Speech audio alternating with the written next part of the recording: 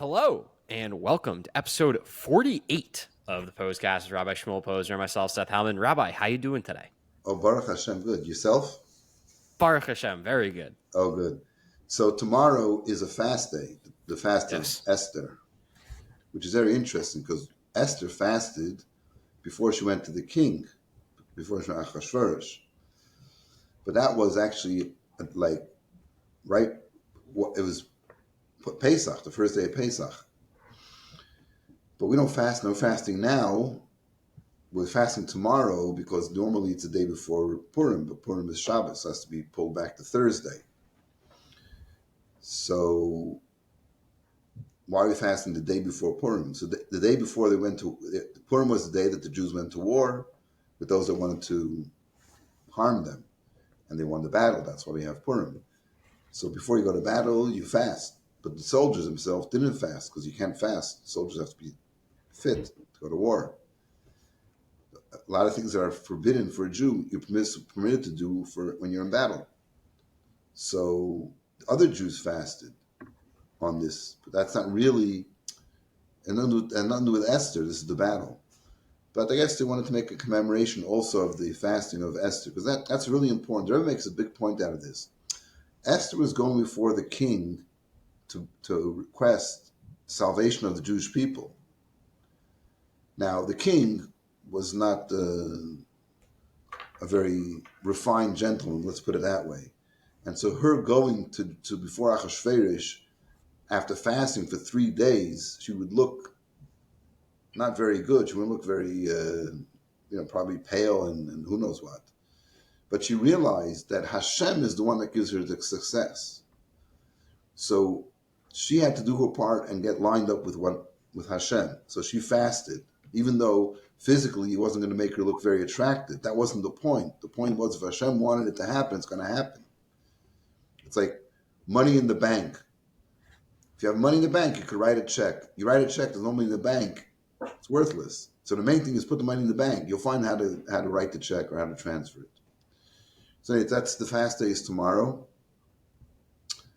And then Shabbos comes, Shabbos Zachar, you got to hear, obligatory to go to shul to hear the Torah reading, to remember the mitzvah to obliterate the memory of Amalek, which Haman is a descendant of. Amalek is that enemy of the Jews that for no reason wants to attack the Jews. And then right after Shabbos, we go into Purim. So busy week, busy few days coming up. Baruch Hashem, it should be happy for everybody and we should have a lot of good news. So before we started this, I introduced Aaron to Seth and Seth to Aaron. Aaron is a freshman at Suffolk University. And he has a long history with Chabad House. Not him personally, his father. Right? Mm-hmm. Yep. So your parents came for Rosh Hashanah Yom Kippur when your father was in school, I think, in Babson? So my father started working in Plano, Texas, and also my mom, and they went to the Chabad in Plano with Rabbi Block, and through there they met, and yeah. That was the beginning. So the Chabad history with the Blatt family, last name is Blatt, B-L-A-T-T, Mm-hmm. goes way back. And so when he came to Boston, he came for Yom Kippur, I think. And he came, and he said, "Do you remember?" I said, "No." But then Aaron himself, I think I told your story on a previous episode of the Pos-cast. You mentioned him last week. No, not last week, or much earlier. The original story that when I met him was we were tabling then on Newbury Street on Sundays. It was during the summer. And Aaron came over and said, I said, "You Jewish, want to put on film?" And he said to me, "You Rabbi Posner." I'm like, "How do you know?" So he had been in Israel, and he was looking to buy a pair of tefillin, and he was in Okay, Tzfat, yes, you did tell the story. Yeah. right? And he met this guy, and we met then at the here in Boston. Hashem literally runs the world. That was amazing. It was incredible. So that was fantastic. Yeah. Okay, so the reason we have Aaron on as our guest here tonight is because Chabad on Campus does a trip. There's actually 2 trips One was earlier in the year, and one was this past week during spring break, a trip to Poland for students. And so I think it's fascinating, and wanted to ask Aaron to tell us a little about it. So Aaron, just give us an overview of the trip and why you decided you want to go on this trip. Yes, so basically, I saw on the Chabad on campus Instagram that they were running this trip for students to Poland. So I thought I feel like I should go experience my family's history back in Poland and Europe. So I decided I'm gonna go to Poland for spring break when I could be going to like Miami, somewhere very nice, very hot. Instead, I went to Poland, and it started with me going to JFK Airport. Flight gets delayed 12 hours. So I'm Oh, waiting there. Yeah, it was brutal, but I think you're there with a bunch of students. It's around 60 students, so you make the most of it, and at the end it wasn't that bad. And essentially we got to Poland. We landed in Warsaw, and we started off in the Jewish cemetery in Warsaw. It was very like cool to see the whole history behind it, how it actually survived the Holocaust. It's been there for a long time, and it was really cool to see.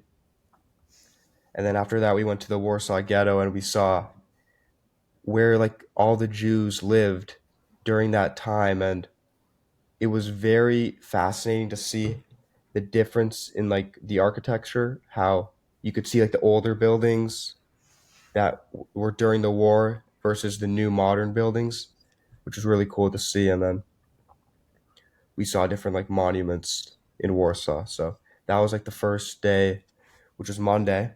And then Tuesday, we went to Majdanek, which is a concentration camp. And that was that was like the moment in the trip where I realized, okay, this is like we're here, we're about to experience like the hard part of the trip, the very intense part of the trip.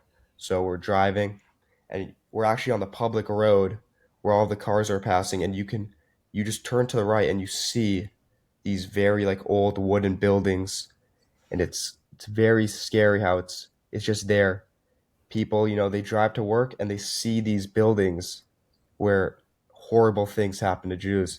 And that was hard just looking at it through the road. And we get there, we're looking around, and we're the one thing about this concentration camp versus different ones is it's one of the most well preserved camps. So once you're inside of there, it's very similar to how it was back in the war. So it's very real. Once you're in there, it's very real. So we went into like the different barracks, and you could really see like it's dark, it's scary, it's quiet in there. We had Miriam, who was our tour guide. She told some stories of the different people who actually lived inside of the concentration camp. And These stories of people that are alive that got out of the concentration camp. yeah, so it was from survivors and from Majdanek, and it was very these stories. It's hard to like once you hear them, it's your heart drops. Like like you walk into a room. One of the rooms was where the people checked in, and she would tell like a story of what would happen in this exact room. And once that happens, everyone's quiet. It's disgusting to hear the things that actually happen in those rooms, and you're actually standing in it. You're literally standing in history. It's insane. And we're going to the different rooms. You go into like the gas chambers, which is definitely the hardest part of like the whole trip, and especially the tours of the concentration camps is the place where most of the Jews died and they didn't make it out, which was very sad to see for sure. And then also like the crematorium, that's also like it's very tough when you're in there because that's where bad things actually happen. But during these bad things, there was one thing that kept the trip like powerful is we would walk into the crematorium and some of the guys would wrap to fill in, and it brought like this light, this little light that it made like this dark place, like us Jews, we were back in there. It's like we're still here. We survived at the end, and that was very special for sure. And then that was Tuesday. Let me interrupt you. How much were you aware of the Holocaust before you went? Like during school, like growing up, you'd learn a little bit about the Holocaust and like just like World War II in general, but This is like in a I didn't, secular school, not a Jewish school. yeah, in like a secular school, they wouldn't speak about it too much though. I didn't have that much information on the whole Holocaust. So when I was going to these different locations, I was like learning a lot of new history. Uh-huh. Hmm. Was that like most of the students were like that? Yeah, most of the students, especially where I grew up in I like mean, my I mean the area. students that were on the trip. So yeah, the students on the trip, it was mixed. Like you had people who like were more religious than others and who knew more than others. It was very mixed. So the more religious students knew more about the Holocaust. I mean, specifically, I mean, how much they knew. I mean, how much they were they. How much was this like? Wow, the first time they seen, you walk into a concentration camp, like, oh my golly, I never knew this thing really existed. I think it was like that for most people, for Most sure. people.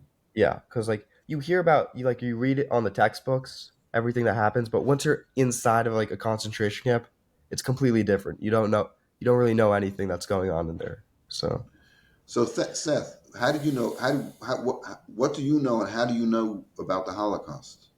I mean, I went to Hebrew school growing up, so it was not my regular education. I went to secular school for regular education, but then from the time I was in preschool, I was going every Sunday, and then middle school it was every Wednesday. And so when I And was that was a in subject that was discussed in Hebrew school. when so the seventh grade curriculum, I was in sixth grade, but I learned it in I was a sixth grader in the seventh grade class, but the seventh grade curriculum at my Hebrew school was Holocaust. So I mean it thinking back on my experience learning it and going through it and seeing the images, it's honestly it's extremely disheartening to hear that there are so many Jewish students who just didn't learn, right? Like it's I mean our the majority of our education was through movies. That was kind of how they um that was how they taught us.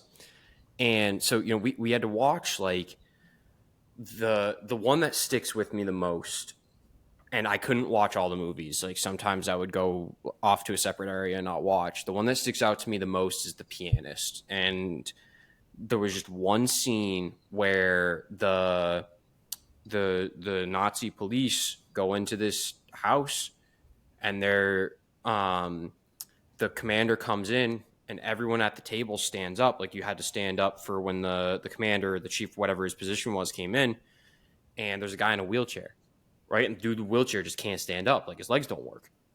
They took him, threw him off the balcony. Like that's Mm. it. And so the images. I mean, I was a 12-year-old kid. I'd sit there for, you know, class was like hour and a half.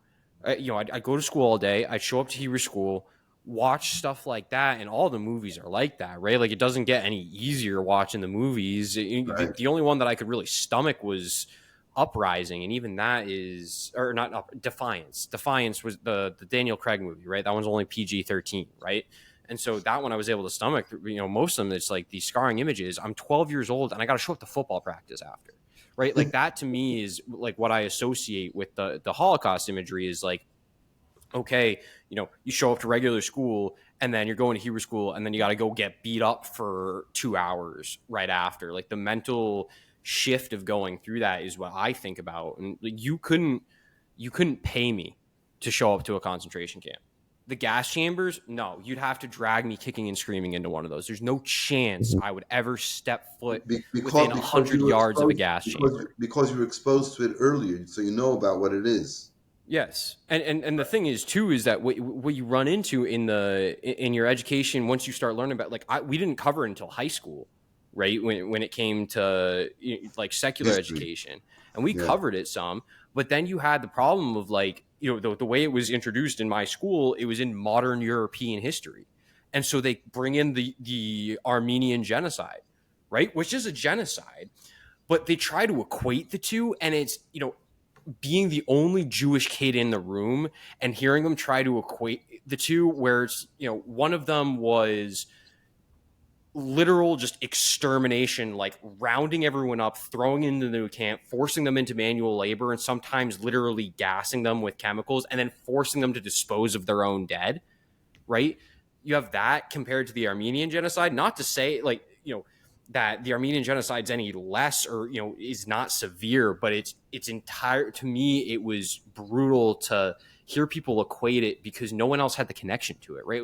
There weren't any Armenians in the class, and I was the only Jewish kid in the class. I wasn't the only Jewish kid in the school, but in my class I was the only Jewish kid there, right? And so I have this personal connection to it, right? It's my ancestors. These are my people who went through this, and then you're seeing all these other people who just don't understand. That Right. you can sit there and watch all the movies or read all the books and listen to all the history and whatever. You don't get a sense of it properly. I mean, we even the first book, our summer reading that year was Elie Wiesel. It was Night, right? Like Mm. that was what you had to Wow. read over the summer, Yeah. and Yeah. I put off reading that one. Yeah, I put it off. I think Holocaust education awareness is extremely important, and we'll get back to you, Aaron, in a second to hear what you have to say about having found out about it, how that affected you. I think it's really important to know it. I think it's important to know about the destruction of the first and second base on Mikdash as well. I think many Jews don't know about that either. Yeah. I think American Jews are just ignorant of Torah and ignorant of Jewish history.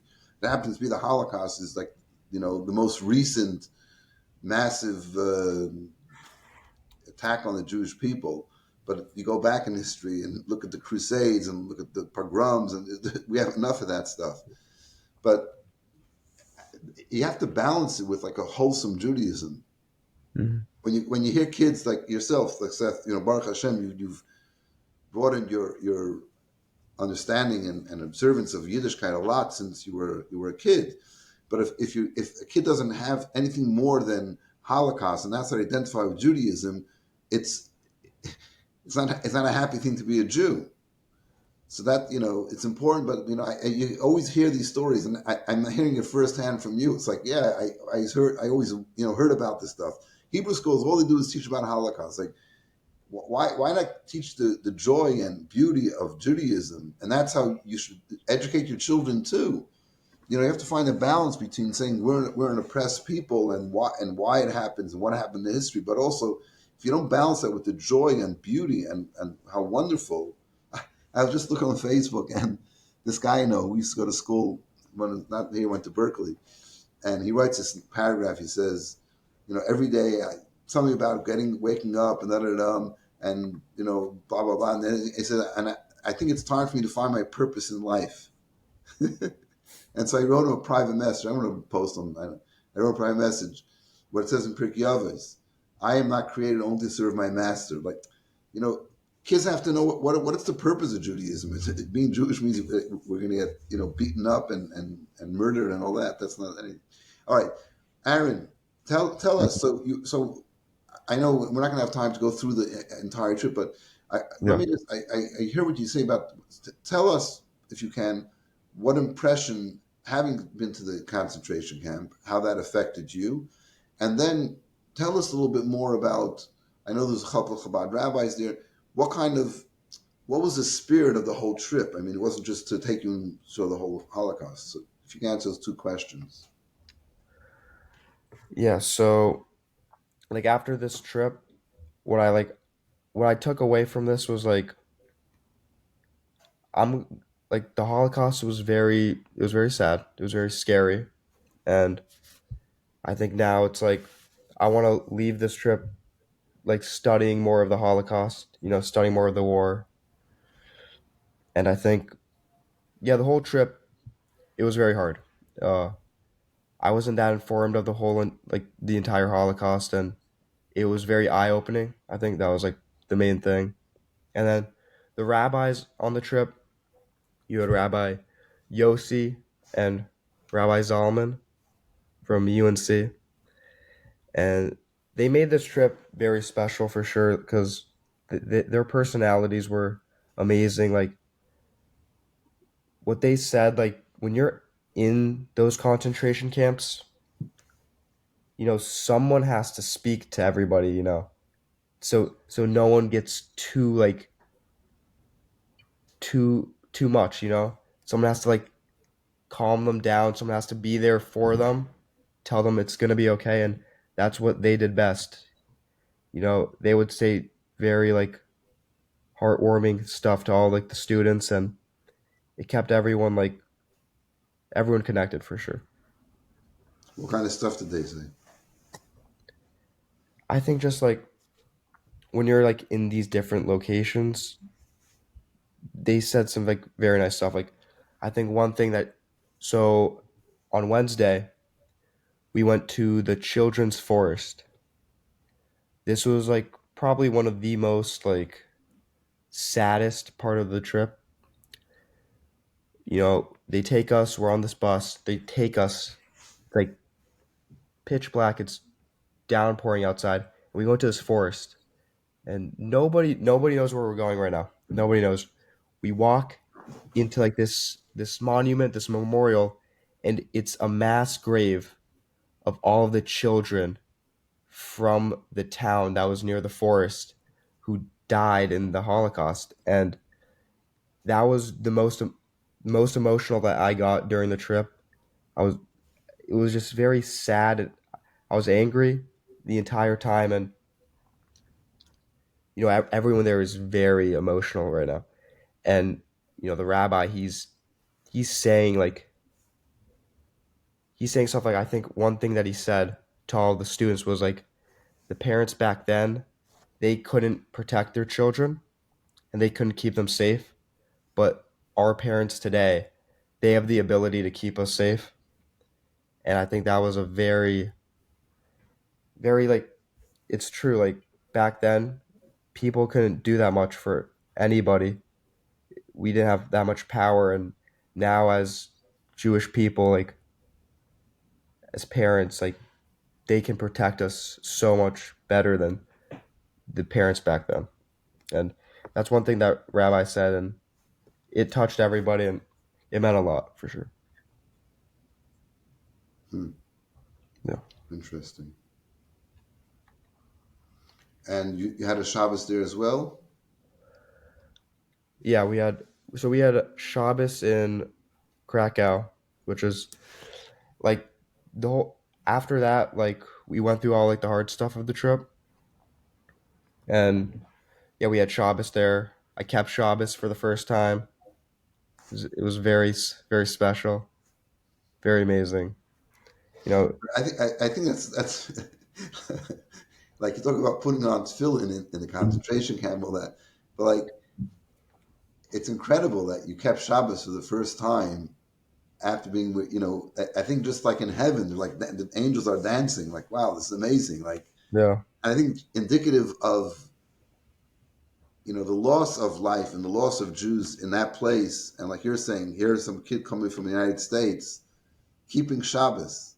hmm And I think I've told this before, but like my mother-in-law, blessed memory, Chani's mom, who was a Holocaust survivor, was in the concentration camps.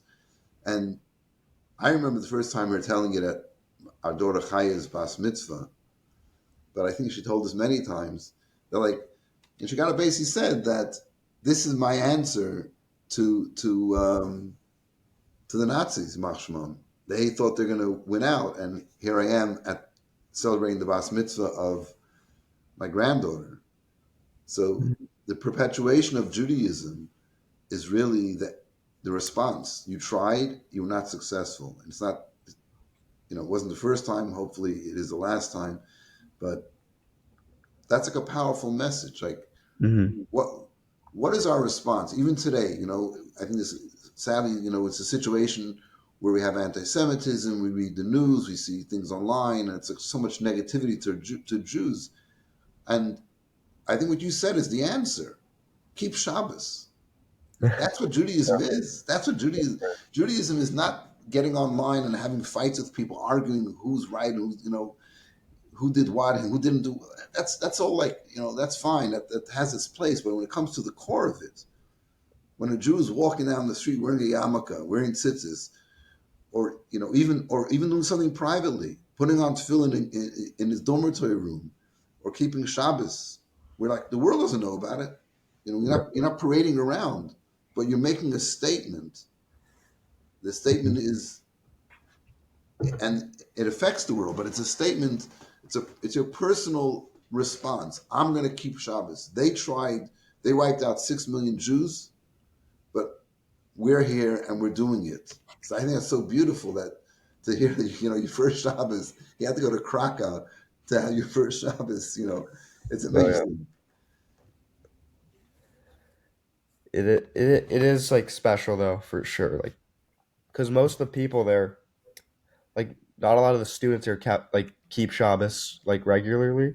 They do. So, not a lot of them. Most of them don't. Yeah, most of them don't. So it was just like this environment that like we're all together. It's like we're just gonna keep Shabbos. So there were That's it. others too. It wasn't just you. No, like basically like 80% of like the 60 kids there kept Shabbos. Wow. So yeah, uh, it was very special, and it feels amazing too when you like you're not on your phone, you're not like worrying about what you have to do next. There's no worries, and that's like that was the best part of Shabbos. It's like I don't even know what time it is, so I'm just like going through the day like just enjoying myself. It's That's what you got amazing. to get a watch for. Yeah. Oh. Who has a watch? You look at your phone. Oh, no phone, no time. That's what I tell people. They ask what time Shabbos is starting here, Shabbos is ending there. Everything else will happen in between at some point. What's the difference? We'll start davening 10 o'clock, 10:15. What's like what's the rush? Like where are you going? What's the next thing you have to do? Yeah. So in a way, Shabbos like lifts you up above time. We got to get you So on Birthright, man. You gotta experience like Yeah. however special the Shabbos there had to have been. Like just the Shabbos in Jerusalem is like you can't beat that. Mhm. I think Shabbos in Jerusalem is amazing because it's just so holy. You go to the Kotel, you go like the living history of like you're doing Judaism. We're like you're walking down the street saying like, oh, Rabbi Akiva used to walk here from the Mishnah. He used to walk over here. Like, oh my, like you just think about all the people that Avram Avinu maybe walked over here. The stuff you're learning in the Torah happened right here. So all the stories and all the things you know about Judaism is alive there. So that's like it's a powerful place, and you're keeping Shabbos, power upon power. I think what Aaron is talking about is the contrast. The deep darkness of the concentration camps and the beautiful light and joy of Shabbos. The contrast between one and the other. And that's yeah. So you definitely go to Yerushalayim next, no problem. Keep Shabbos there. Yeah. All right, so probably there was a closing session and students gave their feelings and stuff. Anything that you felt specifically, or anything else other students that would be interesting to share? Yeah. So I think yeah. So during Shabbos, like most of the kids gave like a little speech, a little like closing of like their overall thoughts of the trip, and then a mitzvah that they were gonna bring back with them going home, like something that they were gonna do, like buy a pair of tefillin, wrap tefillin more. One of them was like keep Shabbos once a month, starting small, getting up there. So I said, because in the trip there was around 60 kids, I was probably one of the youngest people on the trip. I'm a freshman.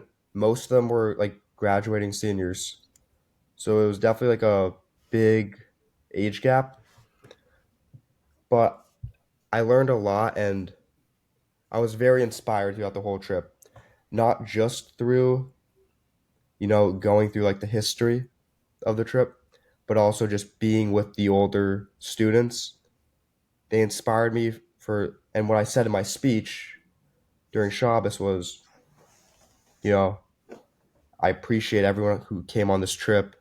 You inspired me a lot. And what I'm going to do when I get back home is as I grow older and I become an upperclassman, that I'm going to be there for the freshmen who they don't know that much about Judaism. They don't know that much. I'm going to be hopefully a guidance and help them.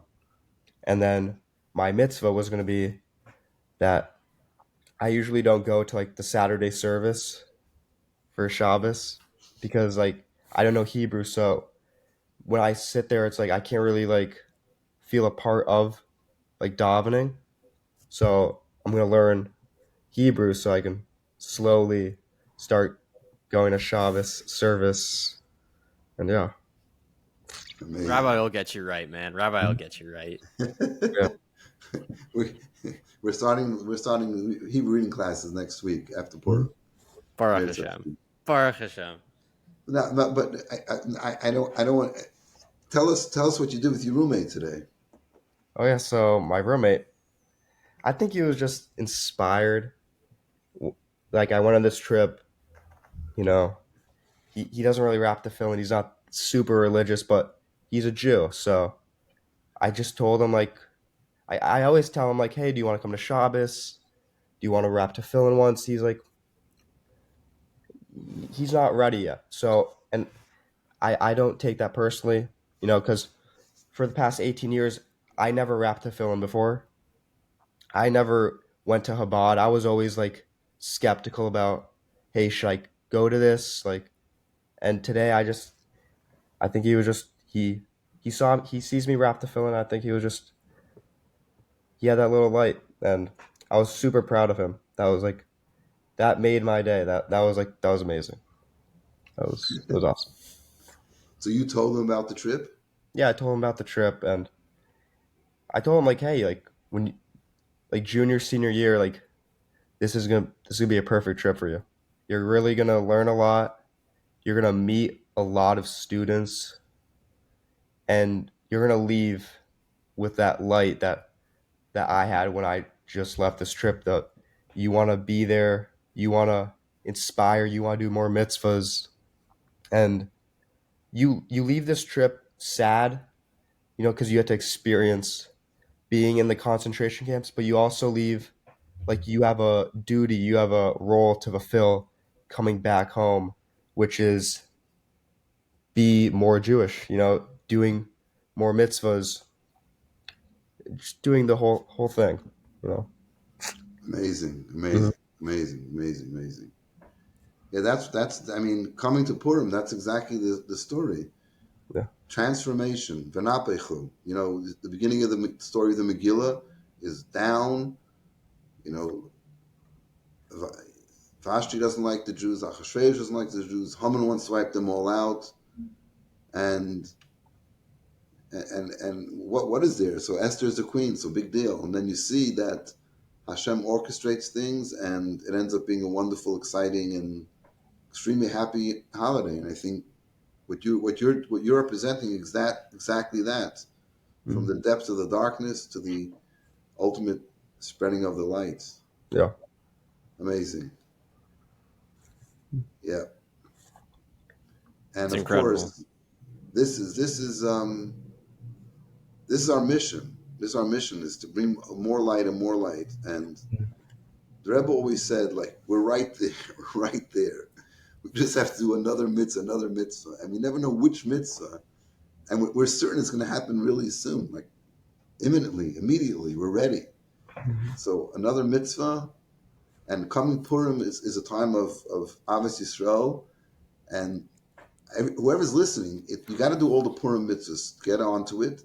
and get someone else to do it with you. It's a happy holiday, and it shows our perseverance. And here's an enemy that wanted to destroy us. Hashem caused a miracle to happen. We were celebrate it. Come to shul, hear the Megillah on Sunday. Find a Jew and give them food. 2 foods could be an orange and a chocolate bar, kosher one. Here, it's Purim, a gift for you. It's so beautiful, so wonderful. And we should be able. And when Mashiach comes, Purim is not going away, because the power of transforming darkness to light is not going to exist when Mashiach comes. It'll be all light.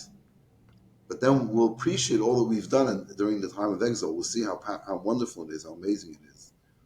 So we'll all celebrate.